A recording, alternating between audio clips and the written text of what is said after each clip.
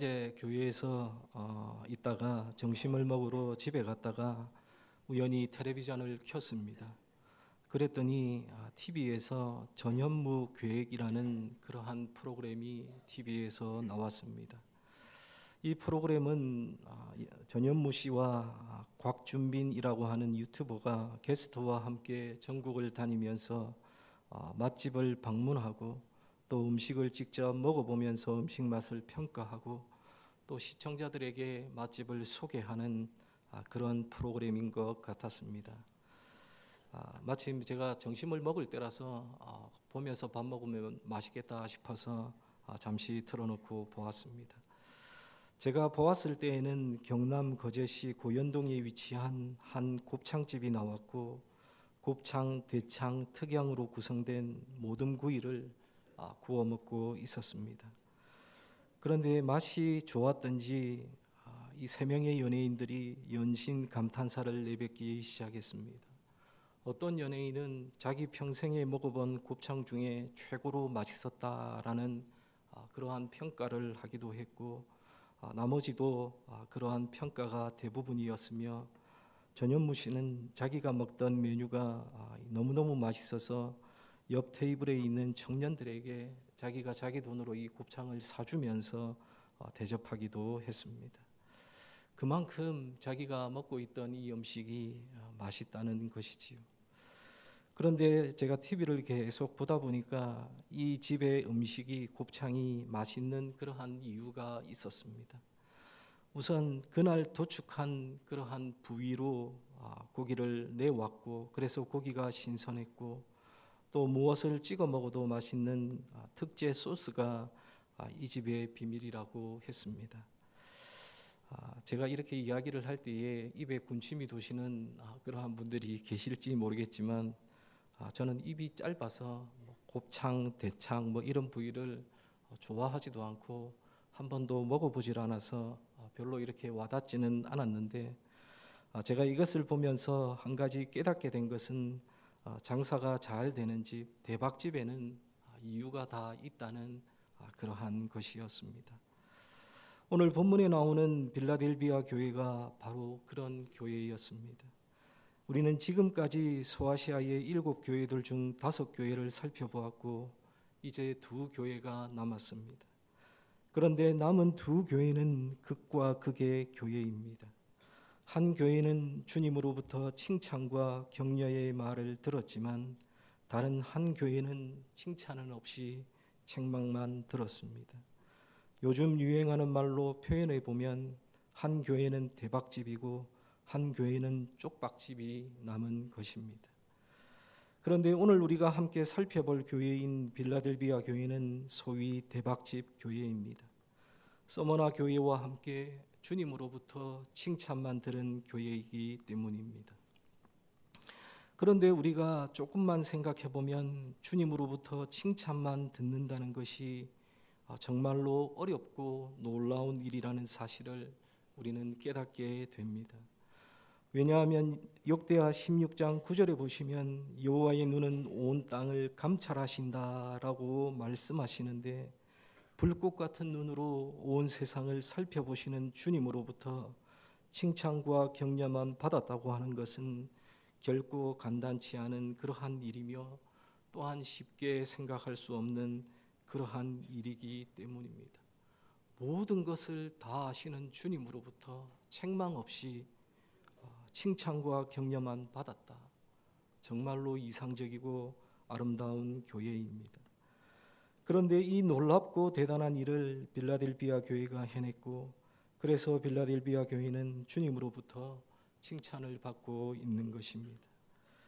그렇다면 빌라델비아 교회는 어떻게 했기에 주님으로부터 책망을 받지 않고 칭찬과 격려만을 받았을까요?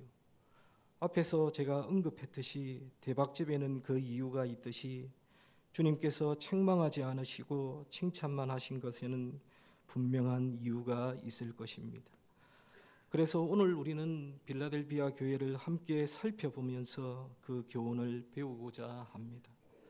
먼저 바라기는 우리가 사랑하고 섬기는 우리 산문교회가 서머나 교회와 빌라델비아 교회와 같이 주님으로부터 칭찬과 격려만을 듣는 그러한 교회가 되기를 먼저 축복하고 기원합니다.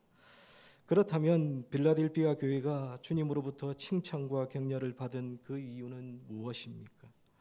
첫째는 좋지 않은 신앙생활을 하기에 좋지 않은 상황 속에서도 승리했기 때문입니다.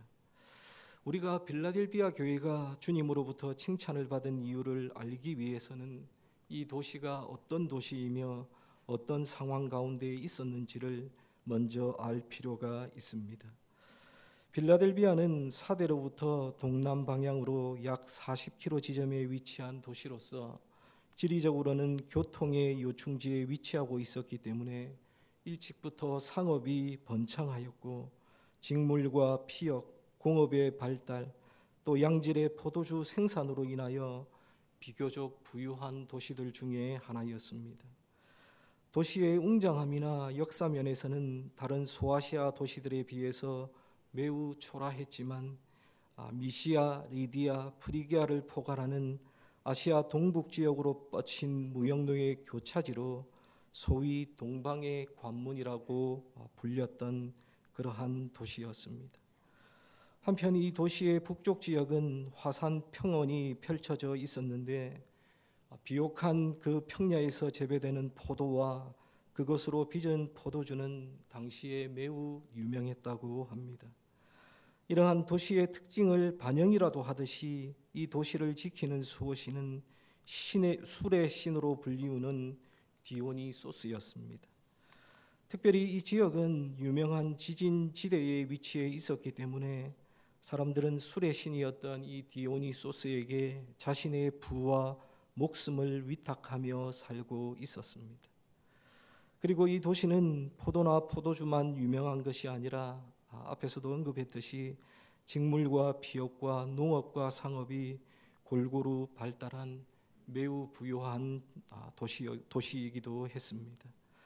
그래서 소아시아의 다른 지역이 모두 다 그러했듯이 이 도시 역시도 수많은 헬라의 신정과 많은 이교적인 행사를 치렀던 그러한 도시였습니다.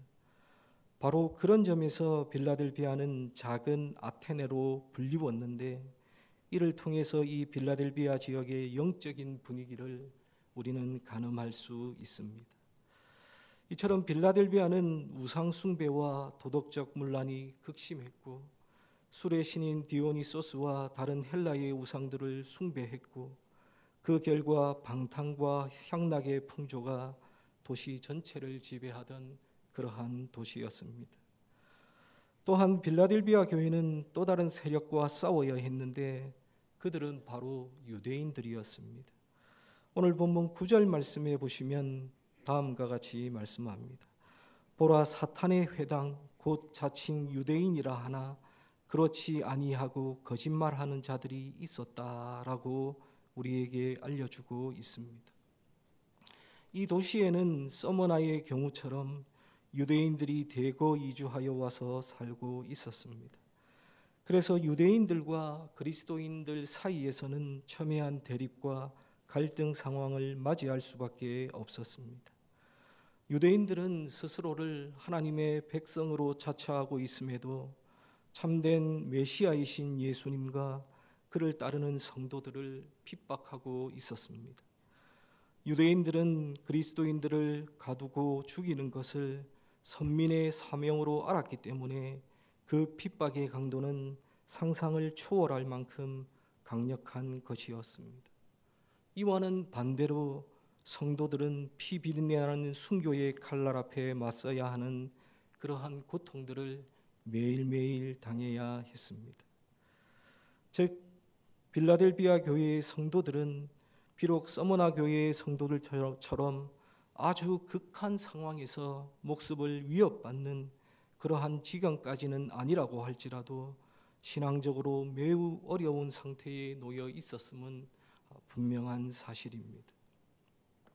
그래서 이러한 현실 속에서 구원과 그리스도를 향한 신앙에 대한 그들의 불안감은 아마도 점점 더 심해져 갔을 것입니다.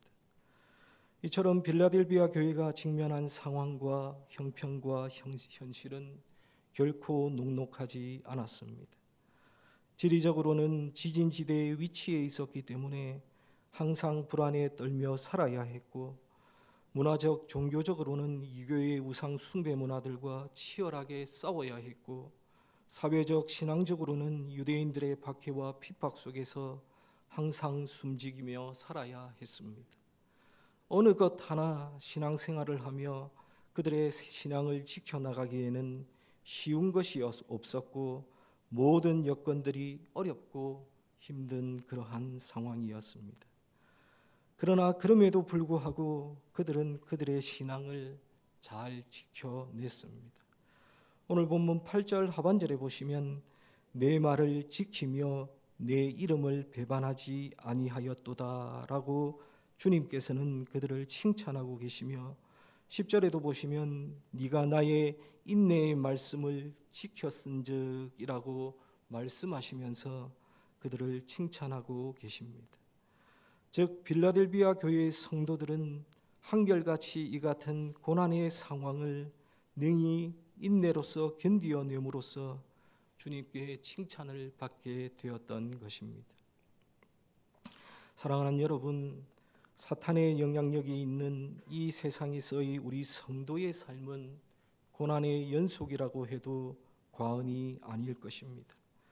그래서 사도 바울은 사도행전 14장 22절에서 우리가 하나님 나라에 들어가려면 많은 환난을 겪어야 할 것이라고 말했고, 베드로 사도 역시도 베드로전서 5장 9절에서 너희는 믿음을 굳게 하여 그를 대적하라. 이는 세상에 있는 너희의 형제들도 동일한 고난을 당하는 줄 알미라라고 말을 하기도 했습니다.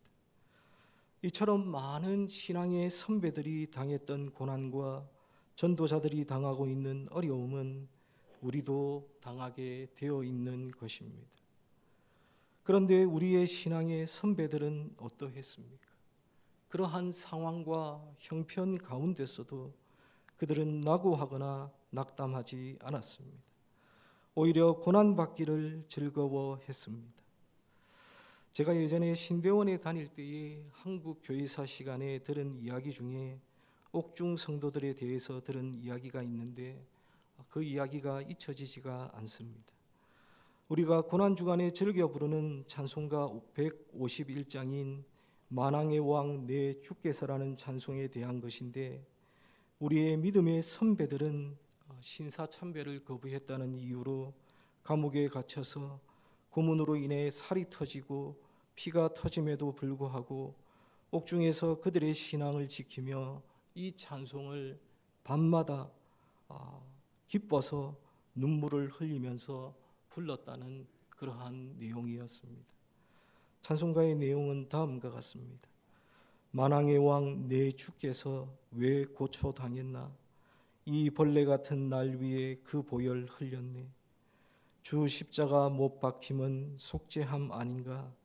그 긍휼함과 큰 은혜 말할 수 없도다. 늘 울어도 그 큰 은혜 다 갚을 수 없네. 나 주님께 몸 바쳐서 주의 일 힘쓰리. 십자가 십자가 내가 처음 볼 때에 나의 맘에 큰 고통 사라져. 오늘 믿고서 내 눈 밝았네. 참 내 기쁨 영원하도다. 여러분, 고문을 당하고 피가 터지고 살이 터지는 그러한 상황 가운데서도 감옥에 돌아와서 이 찬송을 기쁨으로 밤새도록 목이 터져라 노래하며 찬송했다고 합니다. 사랑하는 여러분, 우리의 믿음의 선배들은 어떻게 극한 고문과 고통의 상황 속에서도 그들의 신앙을 지킬 수 있었을까요? 그들은 하나님 나라에 들어가려면 반드시 환난을 겪어야 한다는 사실을 알고 있었기 때문이었습니다. 또한 그들은 주님께서 저들의 구원을 영원히 보장하신다는 그 사실을 분명하게 확신했기 때문이었습니다. 사랑하는 여러분, 혹시 여러분은 작은 고난으로 인해서 하나님께서 우리에게 허락하신 최고의 은혜이며 선물인 구원의 확신마저 저버리고 살아가고 있지는 않습니까? 그 영광스러운 때가 너무 멀리 있다고 해서 소망 없이 무덤덤한 생활을 하고 있는 것은 아닙니까? 만약에 그렇다면 여러분들을 굳게 하고 여러분의 믿음에 대하여 위로하시는 우리 주님의 음성에 귀를 기울이시며 들으시기를 바랍니다. 우리들을 향해 내가 너희의 구원을 영원히 보장하고 있으니 결코 지금 당하는 고난에 넘어지지 말라고 지금도 말씀하시는 그 음성에 여러분들의 귀를 기울이시기를 바랍니다. 우리가 살면서 불안함을 느끼는 모든 상황들을 우리 주님께서는 다 알고 계십니다. 우리 주님은 임마누엘, 우리와 함께 하시는 분이시기 때문입니다. 우리 주님은 전지전능하신 분이시기 때문입니다. 그러므로 주님을 의지하시고 주님을 바라보시기를 바랍니다. 주님이 우리를 위해 일하시면 승리는 이미 쟁취했다는 그러한 사실들을 믿으며 살아가시기를 바랍니다. 바라기는 어렵고 힘든 현실과 상황 속에 넘어지지 마시고 유혹하고 미혹하는 우리의 상황에 타협하지 마시고 주님의 음성에 귀를 기울이며 살아가시는 하나님의 백성들, 하나님의 자녀들이 다 되시기를 주님의 이름으로 축원합니다.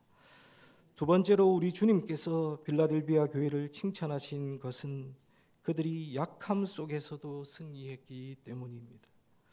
오늘 본문 8절 말씀, 우리 8절 말씀을 다 함께 한 목소리로 함께 읽도록 하겠습니다. 8절입니다. 볼지어다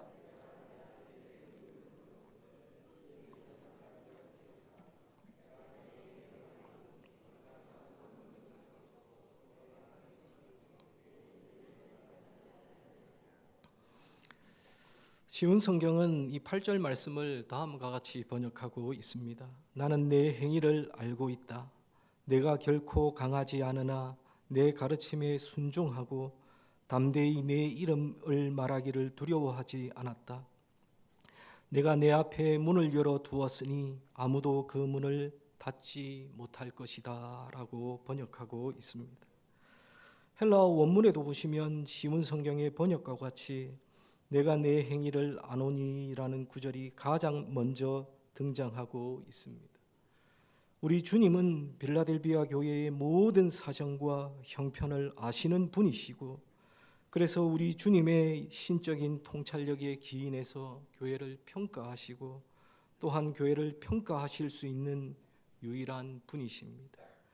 그런데 그런 주님께서 빌라델비아 교회를 보시면서 평가하시기를 내가 작은 능력을 가지고도 내 말을 지키며 내 이름을 배반하지 아니하였다라고 칭찬하고 계십니다.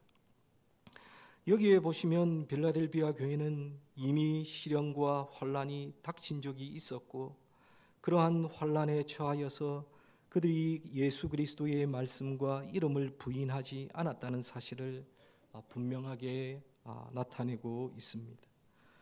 그러나 빌라델비아 교회의 행위가 더욱 칭찬할 만한 것은 그들이 적은 능력을 가지고도 이러한 결과를 이루어냈다는 데에 있습니다. 여기서 적은 능력으로 번역된 헬라어 단어는 문자적으로 능력이 거의 없는으로 번역될 수 있는데 이것은 아마도 빌라델비아 교회의 구성원이 매우 적었다는 것과 그들의 사회적 지위가 낮았을 것이라는 추측을 가능하게 합니다. 만약 그렇다면 빌라델비아 교회의 성도들은 소수의 하층민들로서 그 사회에 별다른 영향력을 행사하지 못했던 그러한 존재들이었음이 분명합니다. 그래서 그들은 유대인들이 때리면 맞았을 것이고 회당에서 쫓아내면 쫓겨날 수밖에 없었을 것입니다. 그들은 죽음의 현실을 피할 수도 없는 불안정한 사람들이었습니다. 그러나 그럼에도 불구하고 그들은 이전의 신앙으로 인해 주어진 모진 시련과 환난을 너끈하게 이겨냈던 것입니다. 이런 약한 사람들이 거대한 세속의 문화를 이겨내고 승리한 것입니다. 여러분, 어떻게 그럴 수 있었을까요? 그들은 힘이 없었지만 그들에게 주어진 작은 능력을 주님의 말씀을 지키는 데에 모두 사용했기 때문입니다. 그들은 힘이 적고 적은 능력이 있었지만 그들에게 주어진 그 작은 능력을 가지고 다른 데 자신의 능력을 쓴 것이 아니라 주님의 말씀을 지키는데 모두 사용했기 때문입니다. 그래서 배교가 판치는 세상에서도 주님을 배반하지 않을 수 있었고, 박해가 있을 때에도 그들은 인내하라는 주의 말씀을 지킬 수 있었고, 그래서 승리할 수 있었던 것입니다. 사랑하는 여러분, 우리 주님은 이런 분이십니다. 주님의 관심은 교회가 얼마나 큰가, 교회가 얼마나 큰 능력을 가지고 있는가, 이런 것보다는 교회가 얼마나 진실되고 신실한가에 주님의 관심을 가지고 계십니다. 이러한 주님의 모습을 잘 보여주는 장면이 마가복음 12장에 보면 나옵니다. 마가복음 12장 41절에서 44절을 말씀해 보시면 주님께서는 헌금함에 대하여 앉으셨고 무리가 어떻게 헌금함에 돈 넣는 것을 보십니다.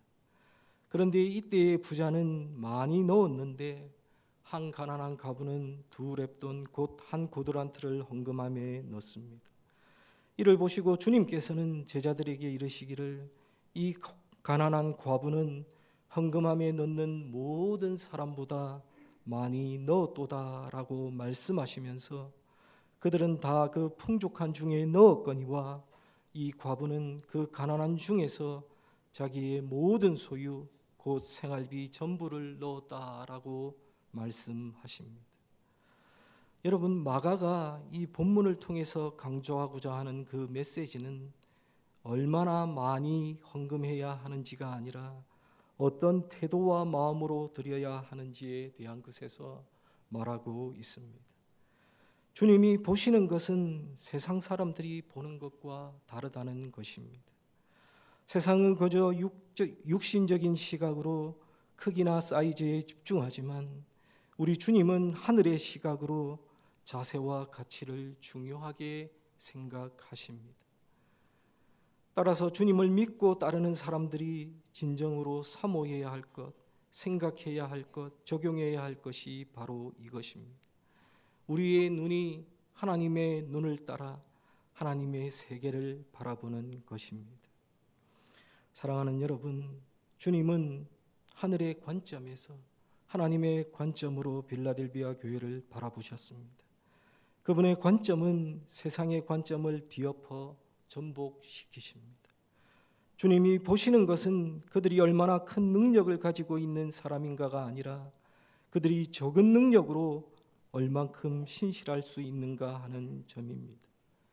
주님은 능력보다는 신실함을 더 중요시 하십니다. 이것이 바로 주님의 기준입니다. 사랑하는 여러분, 바라기는 적은 능력으로도 주님을 기쁘시게 할 수 있음을 우리가 늘 기억하시고 주님 앞에 늘 신실하게 충성스럽게 서 있는 우리 산문교회와 성도들이 다 되시기를 주님의 이름으로 간절히 축원합니다. 그렇다면 어떻게 이런 주님이 기뻐하시는, 주님께 칭찬받는 그러한 교회가 될 수 있을까요?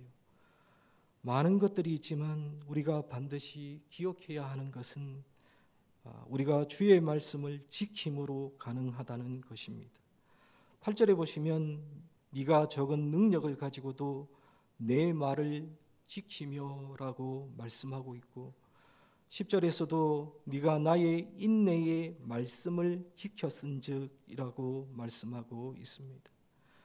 빌라델비아 교회는 말씀에 사로잡혔고 말씀에 헌신했고 말씀을 지켜 순종했기 때문에 이 모든 일들이 가능했던 것입니다. 하나님의 말씀은 위기에 처한 인생들에게 위로와 소망을 제공하고 용기와 담대함을 줍니다. 시편 119편 49절과 50절에 보시면 다음과 같이 말씀합니다. 주의 종에게 하신 말씀을 기억하소서. 주께서 내게 소망을 가지게 하셨나이다. 이 말씀은 나의 고난 중의 위로라. 주의 말씀이 나를 살리셨기 때문이니이다 라고 말씀하고 있습니다. 그리고 하나님의 말씀은 인생들에게 안전한 보호가 되어 주십니다. 사무엘하 22장 30절과 31절에 보시면 다음과 같이 말씀합니다. 내가 주를 의뢰하고 적진으로 달리며 내 하나님을 의지하고 성벽을 뛰어넘나이다. 하나님의 도는 완전하고 여호와의 말씀은 진실하니 그는 자기에게 피하는 모든 자에게 방패시로다라고 말씀하고 있습니다. 사랑하는 여러분, 우리가 이러한 하나님의 말씀을 굳게 붙잡고 그 말씀만을 지키며 사랑하며 나아갈 때에 하나님은 우리의 영혼과 삶을 지켜주실 것입니다. 그리고 모든 상황에서 안전한 보호가 되어 주실 것입니다. 사랑하는 여러분, 말씀에 대한 우리의 인식의 변화와 관심이 없으면 여러분, 교회라는 공동체는 아무런 희망이 없습니다. 말씀에 대한 관심이 없으면 우리 교회와 우리의 신앙생활도 결코 성숙할 수 없습니다. 그러므로 여러분 반드시 기억하시기를 바랍니다. 하나님의 말씀만이 우리를 악으로부터 보호합니다. 하나님의 말씀만이 우리를 구원합니다. 하나님의 말씀만이 우리에게 힘을 줍니다. 하나님의 말씀만이 우리를 회복시키십니다.